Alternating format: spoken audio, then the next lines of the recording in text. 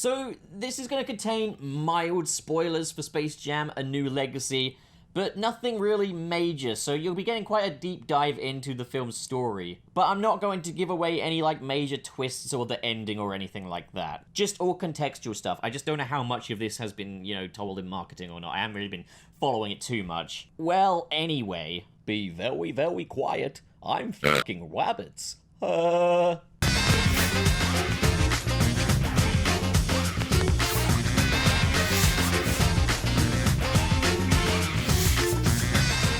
Space Jam: A New Legacy. If you've been following my Twitter and you've been following my tweets surrounding this film, you know that I was kind of not really very eagerly anticipating this one. I thought it looked like it was going to shape up to be a heaping pile of corporate drivel. But let me just get a little context out of the way.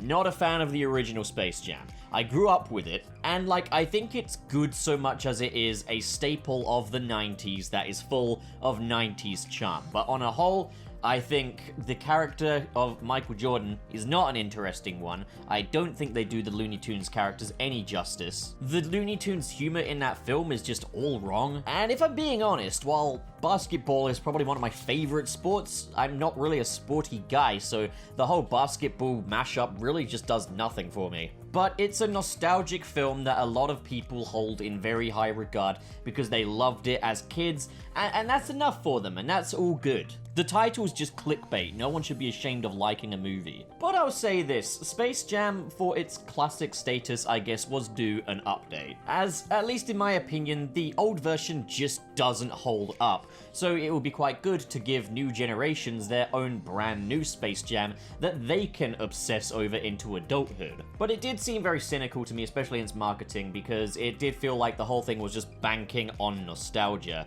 And it's like they doubled down on this by not only having Looney Tunes characters appear in this, but other Warner Brothers properties all converging for the Space Jam game. And there was a lot in the marketing that just had me scratching my head. The Looney Tunes were now going to be all CGI, well, rest in peace traditional animation. Zendaya as Lola Bunny was the only name in these trailers to have her actor named alongside the character for the Looney Tunes characters. The rest were just like Bugs Bunny, Daffy Duck, and starring Zendaya as Lola Bunny, and that's just so cynical. I get it, she's a big name, she's a big draw, but maybe these voice actors would be bigger draws if you actually let people know their fucking name up front. I have such a problem with this! And they were really going hard into that fucking Porky Pig rap number, and it all just looked like this big jerk-off session for Warner Brothers over their properties. You had Iron Giant, you had DC characters and such, and it was basically just like Warner Bros. Being like, look at all these IPs we can mistreat. Alright, you get it now? You get what my overall concerns were going into this movie? Well, I popped it on HBO Max last night, and lo and behold, I was pleasantly surprised. I will say it was a mixed bag, but the stuff that I didn't like wasn't abysmal. And the stuff that I did like was actually really, really good. And I do think that ultimately, while this is another IP Bukkake movie, I do think that the priorities with the story were at least in the right place. There's some good themes going on here, like leadership and parenthood, and how the two can kind of overlap, and how that can, affect parenthood, or how it can affect, your A-game. I was worried they were going to go down the whole route of, oh, daddy, you're always at work all the time, providing for the family. How dare you? And it would be like, oh, no, son, I'm gonna stop earning money. No, this father-son story is pretty good. He's like LeBron James is too hard on his son, Dom. And Dom wants to do his own things with his life, and he doesn't really want to get into basketball in the conventional sense. Which makes LeBron James initially a little bit difficult to root for. But the whole thing is his son gets kidnapped by a digital entity, which is like the algorithm of the Warner Brothers database. Glad Warner Brothers are being honest about their thought process behind making these fucking movies. Hey, Al G, if you want some fucking respect, why don't you restore the Snyderverse? And so LeBron James needs to face off against his own son in a basketball game to get his son back. And his son is kind of making these digitized characters that they have to fight against. And LeBron James has to team up with Bugs Bunny. Now, I'm gonna say this premise requires a few more mental gymnastics than the original's premise did, where the original was like aliens have come to Toon World and, you know, the Looney Tunes enlist the help of a NBA star to help them out. In this case, we've got an NBA star going to the Looney Tunes for help, but to be fair, they're not really his first choice. The first, 27 minutes of this movie are a bit of a snooze for me, because it is 100% LeBron James. It's the LeBron James and his son show, and that does nothing for me because I don't know about American basketball. I don't know about English basketball. Do we even have basketball? And it's just a snooze. It really is. I was just looking at my clock, just when are the Looney Tunes gonna show up? But when they do, it really gets good. There's this great little stretch of this fish out of water portion of the film where LeBron James has gone into the Toon World and has become in himself a Toon, and he's learning what it's like to be a Toon alongside Bugs Bunny as they go searching for the other Looney Tunes characters, as they dip in and out of the worlds of the different Warner Brothers properties in search of the different characters, and I really love this stretch. I thought the traditional animation looked great. There was so much more of this than I was expecting there to be. I honestly wish this were the entire movie. Ditch the basketball stuff and just have this fish out of water story about a real person entering the Looney Tunes world. It is the best stuff that this film has to offer. So the whole thing is that all the Warner Brothers worlds exist in this place called the Serververse, which is part of a giant computer that contains all of the Warner Brothers properties. And every Looney Tunes character except for Bugs Bunny has basically gone off to these different servers to basically fulfill their own little dreams. And there's a lot of really fun film parodies here. It all reeks of,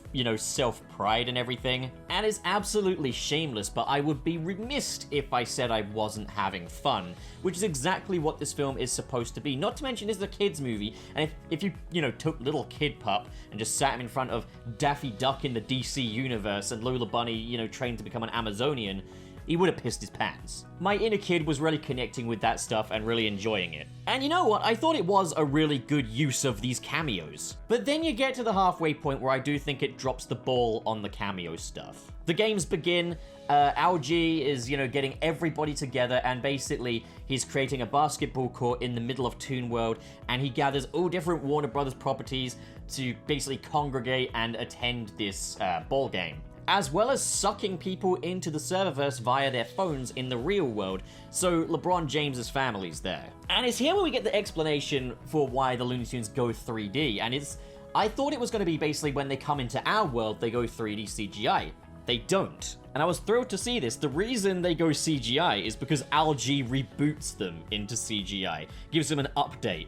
Love that. It's very meta, and the meta humor is all pretty good. And the second half of this film is just non-stop basketball action. And there's fun to be had, but it's here where you get some more wince-worthy stuff, like the Porky Pig rap, for example. And I'll never get this trend of just being like, oh yeah, no, here's this character that you wouldn't expect to be good at rap from a classic animated show, and he spits straight bars. Wow, no, I don't get that trope. Who is that for? I will never understand this whole thing of your favorite childhood characters are back and they're beatboxing and rapping and shit. Stop it. Knock that on the head. It's so fucking desperate, and your film is fun enough for the kiddos, alright? They don't need this. They don't need this, Warner Brothers. And then there's just the very overused jokes about the granny, where it's like, oh, she's very slow and old, and then she just, just fucking straight up slam dunk. It's like, yeah, we get it. You wouldn't expect it. That's how it goes. But tell you what, there was one little fun bait and switch in this movie, which led to a celebrity cameo, which I really, really enjoyed. I'm also going to say this, the Looney Tunes are much more in the spirit of the classic Looney Tunes in this one than they were in the previous film. Everyone feels that bit more in character, and they just did a whole lot better job with just the Looney Tunes characters. This film does them a lot more justice. And it's a lot of fun when we kind of see the Looney Tunes start really playing basketball in their very own loony way and embracing who they truly are to play this game. I will say this though, aside from Bugs Bunny and perhaps Lola Bunny, the Toons don't really get that much to do. Like, they're not very distinct. Characters like Daffy, Dark Elmer, Fudd, etc. Like, I feel like you could kind of swap their roles around and it wouldn't really make a whole lot of difference. Bugs Bunny and Lola are the ones that are really utilized here. It's not like an outright injustice, but they are definitely getting smaller roles than what I expected. But, like, the humor, for the most part, is on point. The only bits that I don't really like humor-wise are just where it gets you a bit too desperate to connect with the kid audience. They don't really need to do it. It's overcompensating. This is gonna be fine as it is. We don't need meme references. We don't need Big Chungus. We don't need Porky Pig rapping, a giant CGI mic drop. We don't need any of that. Remember how I said the cameos were well handled in the first half? In the second half, it's a problem. Because the audience of the game is made up pretty much entirely of Warner Brothers properties, and this is the second half of the film. And, like, I found myself just, like, constantly pausing the movie and checking for who's in the background. And that sounds like an intriguing thing, but it means that I was distracted from what was actually going on in the movie. I would imagine there's going to be a lot of people watching this that aren't even paying attention to what's actually going on within the story because they're too busy checking out who's in the background. And that's just kind of strange. And, like, a lot of the cameos in there were really good and really cool to see. But it's like, I kind of think it would have been better to have devoted cameos as opposed to just having them in the background of everything at all times.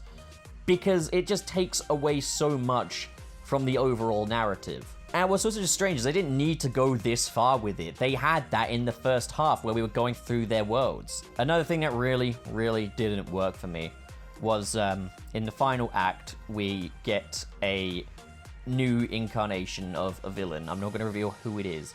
But the way this is executed is it is a fully CGI recreation of the actor.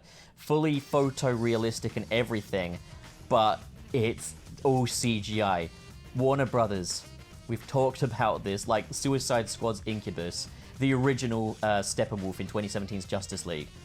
You can't do a fully CGI realistic human. It never works. Take a fucking hint!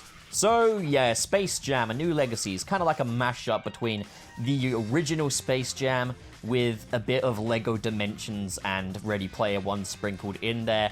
And it's just an overall better movie as far as I'm concerned. As far as doing the Looney Tunes characters justice, they get there. I feel that the Looney Tunes deserve better than these basketball crossovers. They deserve a film that is actually devoted to them where they could take center stage. Because the old Space Jam was a Michael Jordan movie with Looney Tunes in it. This one is a LeBron James movie with Looney Tunes in it. They deserve one that is completely devoted to them. But we do actually already have that in the form of the criminally underappreciated Looney Tunes Back in Action. That's the movie to be beloved. I don't get how Space Jam is the one that everyone loves so much, but it's literally the worst of this, if you could call it, trilogy, as far as I'm concerned anyway. Like, I think Back in Action just nails the Looney Tunes characters. They get to take center stage. It's a big global adventure. There's no sports, like, fucking, I so prefer that one. And it handles his cameos well as well. It doesn't go way too far with him like this one does. Yeah, I'm gonna stick with Looney Tunes Back in Action, but this wasn't bad. I was pleasantly surprised by this. So what do you guys think? Comment below and discuss. And as always, if you enjoyed this video and you want to see more like it, hit subscribe, hit the like button, and in the description below are links to my social media, as well as my Patreon, where your support just reaches that little bit further. And a shout out to the patrons in the $10 tier. That's Marcus Ward, Sirius the Skeptic, Biotin Arts, and Mr. SP. You guys are the best. But the rest of you are alright too. And to the rest of you I say, thank you so much for watching, guys, and have a great day.